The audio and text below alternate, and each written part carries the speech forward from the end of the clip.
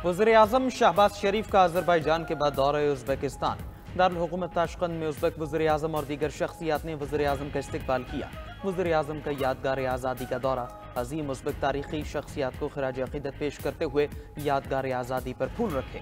वज़ीर-ए-आज़म ने उज़्बेकिस्तान की तरक्की और चैलेंजेस से निमटने की सलाहियत को सराहा। कहा, आज़ादी की यादगार उज़्बेक अवाम के हौसले और अज़्म का मुँह बोलता सबूत है। पाकिस्तान और उज़्बेकिस्तान अमन, खुशहाली और इलाक़ाई रवाबित के लिए मुश्तरका विजन रखते हैं। वज़ीर-ए-आज़म अपने दौरे में उज़्बेक सदर शौकत मिर्ज़ोयेव से मुलाकात करेंगे। तिजारत, सरमायाकारी, तवानाई, दिफा, सलामती, इलाक़ाई इस्तेहकाम और तालीम के शोबों में मुफाहमती याददाश्तों और मुआहदों पर दस्तखत होंगे। इससे पहले वज़ीर-ए-आज़म शहबाज शरीफ का अज़रबैजान में आसान खिदमत मरकज़ का दौरा। इस्लामाबाद में खिदमत मरकज़ के तर्ज का पायलट प्रोजेक्ट शुरू करने का इंदिया भी दिया।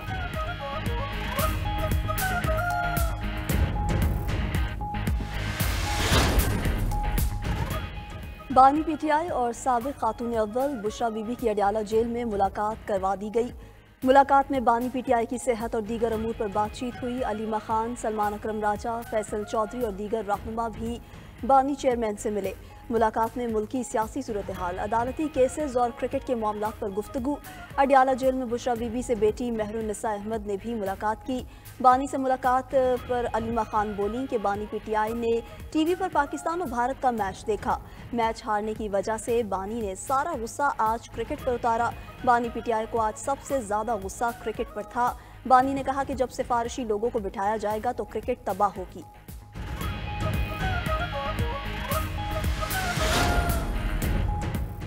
बानी पीटीआई ने कहा, चीफ जस्टिस ने जो बात की उसे आगे लेकर चलें। बानी पीटीआई की अहलिया से मुलाकात नहीं कराई जा रही। बानी चेयरमैन की हिदायत पर चीफ जस्टिस को खत लिखूंगा। बानी से मुलाकात के बाद सेक्रेटरी जनरल पीटीआई सलमान अकरम राजा की मीडिया से गुफ्तगू।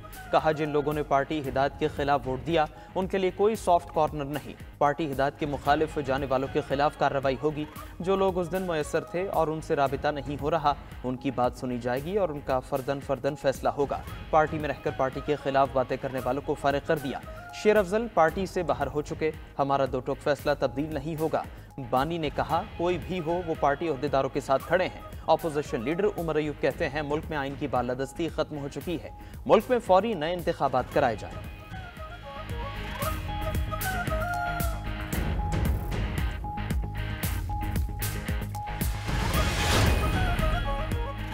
मिलिट्री ट्रायल केस में कमर जावेद बाजवा की मुद्दत मुलाजमत में तौसी का तस्करा। सुप्रीम कोर्ट में दौरान समाअत जस्टिस मंसूर अली शाह के फैसले का हवाला दिया गया। सरबरा आइनी बेंच जस्टिस अमीनुद्दीन ने रिमार्क्स दिए कि एक नोटिफिकेशन के लिए सब सर जोड़ कर बैठ गए थे। ये तो हमारी हालत थी।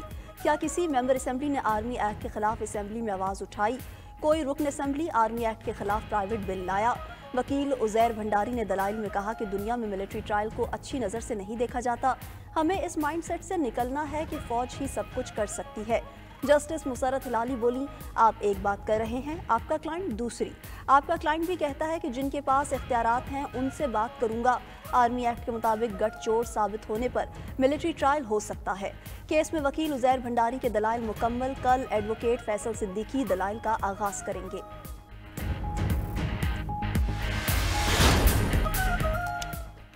सदर ममलकत आसिफ जरदारी गवर्नर हाउस पंजाब पहुंचे। पीपल्स पार्टी पंजाब का पार्लिमानी वफ्द और पार्टी रहनुमा सदर आसिफ जरदारी से मिले। मुलाकात की अंदरूनी कहानी के मुताबिक पीपल्स पार्टी पार्लिमानी वफ्द और रहनुमाओं ने आसिफ जरदारी के सामने शिकायत के अंबार लगा दिए।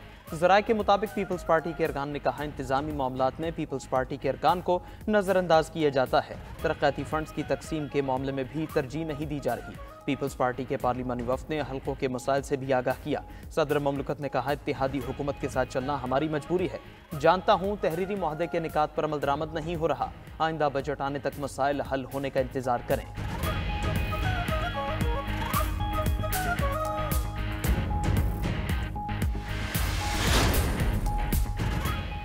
IMF से $1.5 अरब तक क्लाइमेट फाइनेंसिंग के हसूल का प्लान। IMF की तकनीकी टीम और पाकिस्तानी हुक्काम के दरमियान मुज़ाकरात हुए। ज़राए के मुताबिक वफ्द को मौसमियाती तब्दीली के चैलेंज से निमटने के लिए मसाइल और इक़दाम पर ब्रीफिंग दी गई। डिजास्टर रिस्क स्ट्रैटेजी, फ़िज़ाई और आबी आलूदगी की रोकथाम पर भी ब्रीफिंग। सरकारी इमारतों की तामीर में ग्रीन बिल्डिंग कोड्स लागू करने की यकीन दहानी कराई गई।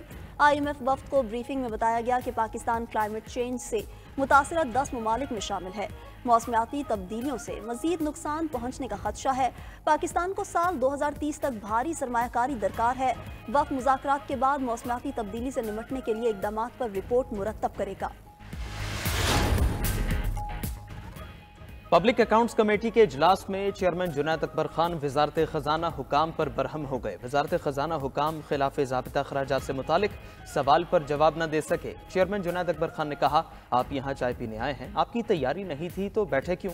चेयरमैन PSC की 15 दिनों में जिम्मेदारों का तयन करके रिपोर्ट देने की हिदायत। कमेटी ने पावर डिवीजन का थर्ड पार्टी ऑडिट कराने का हुक्म भी दे दिया। AGPR हुकाम ने बताया, पावर डिवीजन 275 करोड़ रुपए की ग्रांट इस्तेमाल नहीं कर सका। PSC इजलास में पावर डिवीजन 2023-24 के ऑडिट एतराजात का जायजा लिया गया। 9 डिस्कोस के डिफॉल्टर्स पर 877 अरब रुपए से जायद वाजिबात का इंकिशाफ भी सामने आया।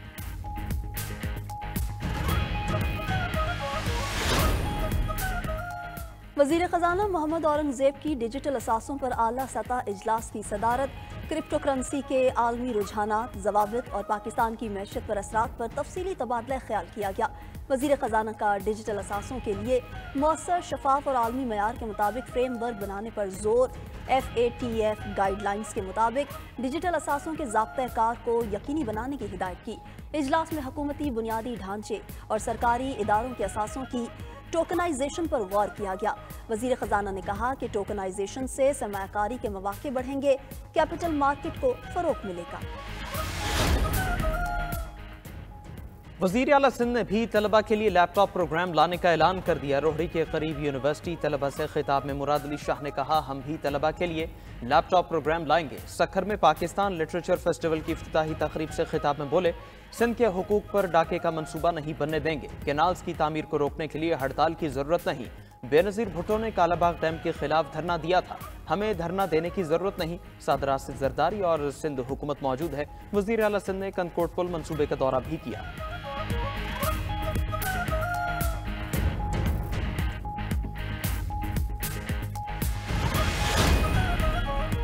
महाजिर कौमी मूवमेंट हकीकी के सरबरा आफाक अहमद को जमानत पर जेल से रिहा कर दिया गया। कराची में जुडिशल मजिस्ट्रेट गरबी में सरजानी टाउन में टैंकर नजरियातिश करने का केस। अदालत ने आफाक अहमद की दरख्वास्त जमानत मंजूर की। आफाक अहमद को 1 लाख रुपए मचल के जमा कराने का हुक्म दिया गया। 9 में जलाओ घिराव केस में उमर अयूब, अहमद भच्चर और दीगर PTI रहनुमाओं पर फर्द जुर्मायत कर दी गई। इंसदाद दहशतगर्दी अदालत सरगोधा में जुडिशल कॉम्प्लेक्स मियांवाली पर हमला केस की समाअत हुई। मुल्जिमान ने फर्द जुर्मे आयद किए इल्जामात को तस्लीम करने से इनकार कर दिया। थाना सिटी मियांवाली में 57 नामजद और 150 नामालूम मुल्जिमान के खिलाफ मुकदमा दर्ज है। ऑडियो लीक केस में अली अमीन गंडापुर के नाकाबिल जमानत वारंट गिरफ्तारी बरकरार। District and session court Islamabad ने केस की समाअत 6 मार्च तक मुलतवी कर दी। इस्लामाबाद की मकामी अदालत ने बानी PTI की 6 और बुशरा बीबी की एक मुकदमे में जमानत में तौसीह कर दी।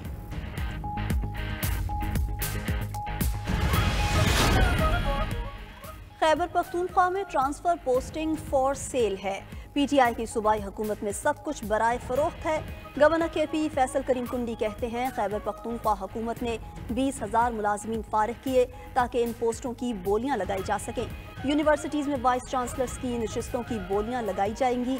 वाइस चांसलर की तैनाती के लिए सर्च कमेटी नहीं बनाई गई।